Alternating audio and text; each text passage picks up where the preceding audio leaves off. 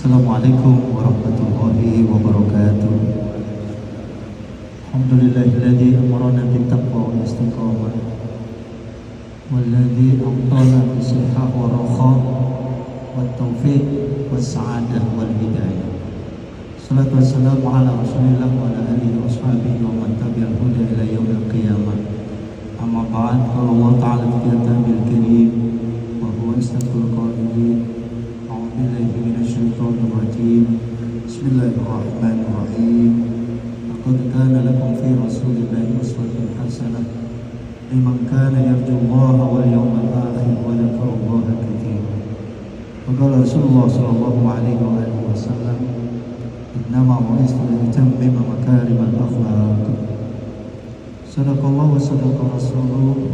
Yang saya muliakan para alim ulama, para hujat, para asatidz, khusus guru kita Kiai Haji Kembali Muzi Mukarram, Kiai Haji Jamaah Subhanallah, suara kita pengacara Kiai Haji tentang bangsa yang semuanya, juga segenap para pengurus DKM Masjid Raya Haji Masyarif Allah Subhanahu wa Ta'ala, tentunya guru-guru kita semua yang hadir, dan juga para jamaah, ibu-ibu, hadirin hadirat yang mohon izin tidak saya sebut satu persatu namanya tanpa mengurangi rasa hormat saya kepada Bapak sekalian. Pertama, tentu sebagai Allah kita bersyukur bahwa hari ini Allah masih memberikan keimanan dan ketakwaan pada kita, diberikan nikmat sehat, juga nikmat istiqomah. Yang paling penting menegakkan istiqomah yang harus kita syukuri. Selain Allah memberikan ketakwaan, juga istiqomah dalam ibadah, istiqomah dalam dakwah, istiqomah dalam silaturahmi, dan juga istiqomah memanfaatkan umur li thalabul ilmi. Bukan hanya thalabul ilmi, tapi bagaimana ilmu kita yuntafa'u bih. Karena kalau kita suatu saat nanti mati, nggak ada umur, masih punya dah ilmu yuntafa'u bih. Selain kita tentu setiap hari berdoa untuk anak-anak kita supaya menjadi waladun sholihun yad'ulah, anak-anak yang bisa mendoakan kita, mendoakan orang tua, dan juga anak-anak yang qurrata ayun.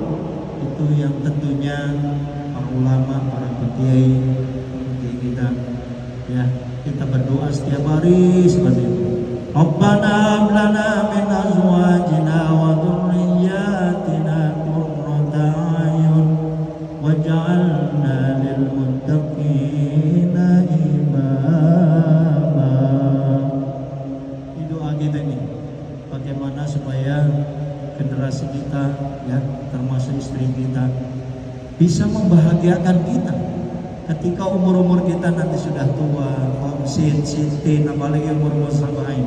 Pengennya melihat anak-anak kita bahagia, senang, cucu-cucu kita, generasi yang cinta Al-Quran, generasi yang senang bersolawat, generasi anak-anak kita yang cinta tahlil, generasi anak-anak kita yang senang ngedoain, ngirimin doa baik 1-7 hari, 15 hari, 40 hari, 100 hari, haul 1, haul 2, dan seterusnya. Saudara, ini perlu pelestarian budaya yang harus kita wariskan kepada anak-anak kita. Saudara jamaah sholat zuhur Masjid Raya Haji Masyarif bagi Allah Subhanahu wa Ta'ala, bersolawat kita ke baginda Rasulullah SAW. Ini bulan Maulid, bulan yang luar biasa. Panennya Pak Kiai Pak Kiai Abdurrahman Sohib, Insuri Gaos, ya, Pak Kiai Ambali, semua di manggung. Endang Hermansyah, jadwalnya penuh. Alhamdulillah, kalau tiap Jumat pasti para kiai ini menjadi dai panggung-panggung di semua momen, ya, khutbah Jumat. Dan inilah tugas kita, mengemban, meneruskan perjuangan Rasulullah Sallallahu Alaihi Wasallam. Karenanya saya baca di kitab Lubabul Hadis, kitab yang kecil itu, kita sering-sering bersolawat. Satu aja solawat balasannya 10 kali solawat balasannya 100 solawat balasannya 1000. Yang sudah 1000 solawat haram dia masuk neraka, bahkan wajib masuk surga. Nah, ini kita fastabiqul khairat.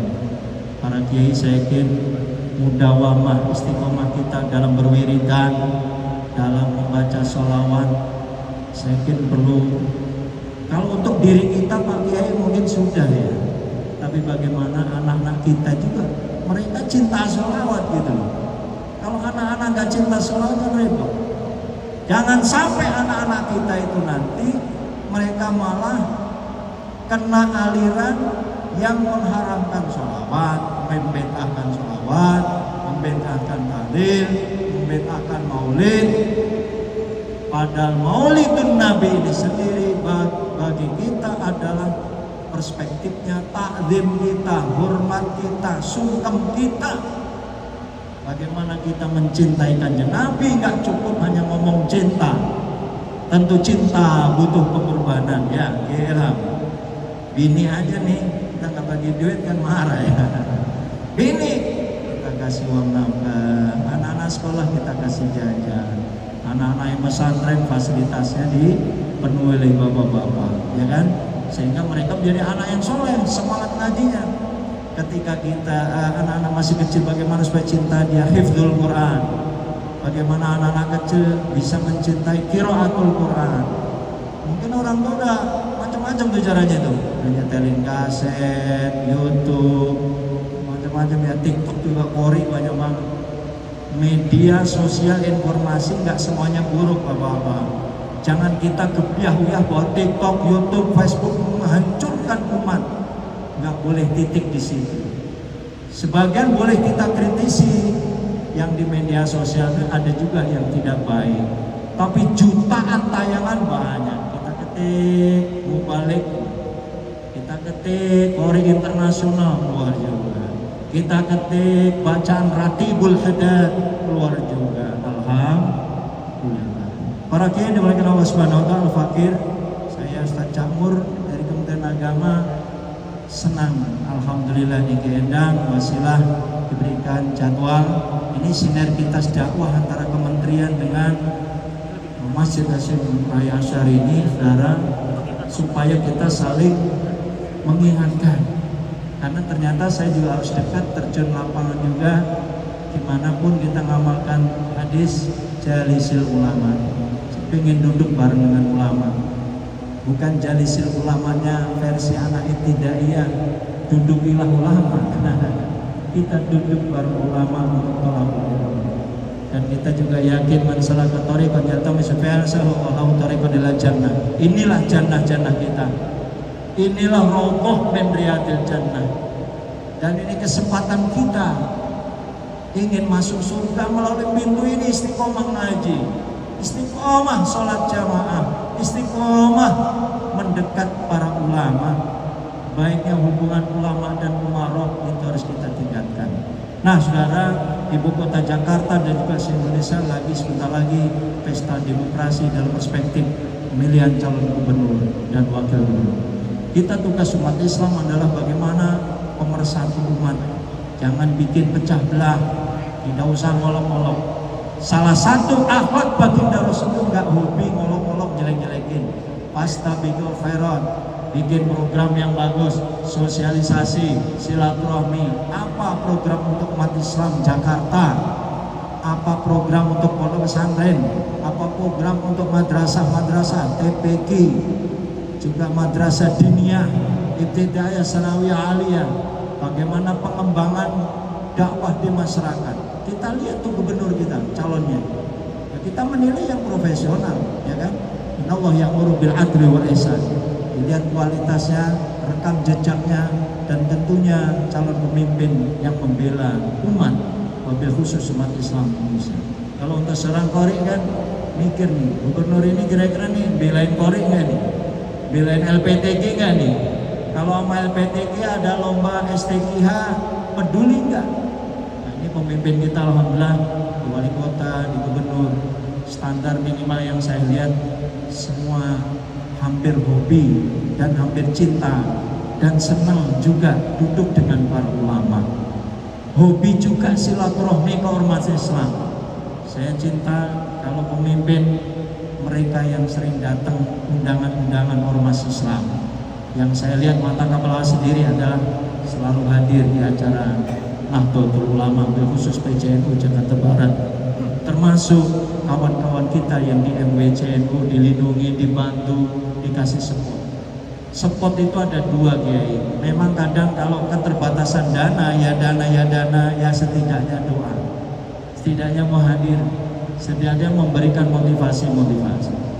Saya baca di narasumber ya, kitab referensi tertentu akhlak Rasulullah itu, karena ini masih Maulidun Nabi, Kiai. Salah satu diantaranya Daimul Bisri. Bagaimana para kiai, para dai yang sudah gak dilemparin kotoran, batu kayak Kanjeng Nabi di Mekah, kita kan paling dikatain orang, digibah, namimah, bahasa Jawa Timurnya dirasanin orang. Itu biasa dah kan. Kurang-kurang dikit aja kita dihajar. Di organisasi juga sama, di pemerintahan sama. Bagaimana tampilnya seorang pemimpin, seorang ulama, seorang dai, seorang mubalik, menghindari sekecil mungkin antara gibah dan namimah. Sulit memang, tapi kalau Kanjeng Nabi bisa. Karena salah satu sifat Rasul selain Daimul Bisri itu wala ayat, gak punya mencaci-caci. Dakwahnya yang enak, lembut, santun, gak perlu kasar, gak perlu gebrak meja. Dakwah yang enak. Wal yaqulu qawlan sadida. Bimana wal yaqulu qawlan layyina sadida. Sinnya kecil ya, sin gede ngeri. Nah, kalau ada penghulu yang baca khutbah nikah, wal yaqulu qawlan syadida, penghulunya deketin aja ditegur. Yang benar wal yaqulu qawlan sadida. Kita berkata yang lemah lembut. Kenapa? Karena Kanjeng Nabi sendiri juga gitu. Gak di internal, guyonan santai. Sama istrinya aja Rasulullah kan gak pernah ribut. Ngapain? Biar Siti Aisyah cemburu gitu sama Siti Khadijah, tenang aja Rasulullah. Gak perlu dijawab, diuraikan ayatnya ini, Qurannya ini. Ini mentang-mentang kita ini sarjana agama, istri kita ustazah juga, hafidhah, qori'ah, jebolan pesantren. Tiap hari mujadalah melulu. Kalau sama bini mah gak usah mujadalah, Kiai. Tetap aja kita ngalah aja sama bini mah. Ya, kita ngalah aja sama istri mah. Ngalah untuk kebaikan, rumah tangganya harmonis, malam berjalan lancar, tugas kewajiban suami istri lancar, enak. Jadi kita rumah tangga yang sakinah mawaddah warahmah tentunya. Itu yang kita harapkan. Kalau bermula dari rumah tangga kita udah sakinah mawaddah warahmah, di lingkungan juga enak. Dibawa ke kantor juga nggak murung. Ini mah di rumah ribet, ke kantor ribet, kemana baik ribet. Apa yang kita mau cari? Maka dengan iman dan takwa kita bisa bahagia. Dengan tambah ilmu, ngaji dan ngaji yang kita merasa kurang terus. Para dai, para mubalik terus. Memang wajib iqra.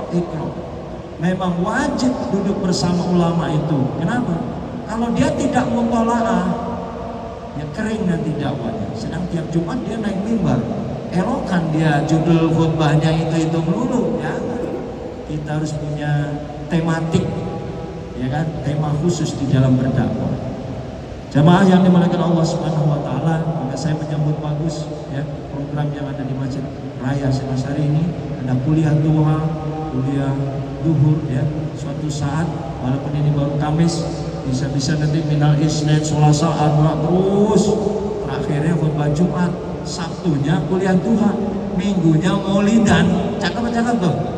Wah, begitu gendang. Mudah-mudahan ya, ini lagi disiap-siapin.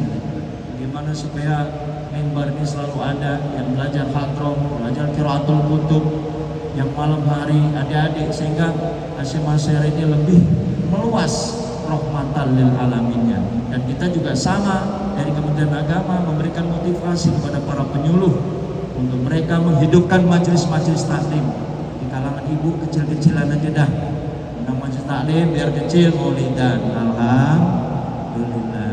Ada musola kecil, adain maulidan, alhamdulillah. Ada masjid raya maupun tidak raya, maulidan. Di istana, maulidan. Yuk kita sama-sama semangat sinergitas dakwah. wabil khusus dengan imam kita, dengan qori kita. Kalau sudah kenal duduk bersama, insya Allah program-program itu akan berjalan. Gak usah dikasih orang lain, teman kita aja deh. Kalau ada kita perlu qori, ada Ustadz Ilham, ada Kiai Turmus, insya Allah. Semua kita yang punya manfaat, kita saling berbagi. Suatu saat Kementerian Agama juga akan ada undang untuk para ulama. Insya Allah akan saya prioritaskan teman-teman ulama yang ada di Hashim Asy'ari. Mudah-mudahan itu yang saya singkat dalam kesempatan mulia ini.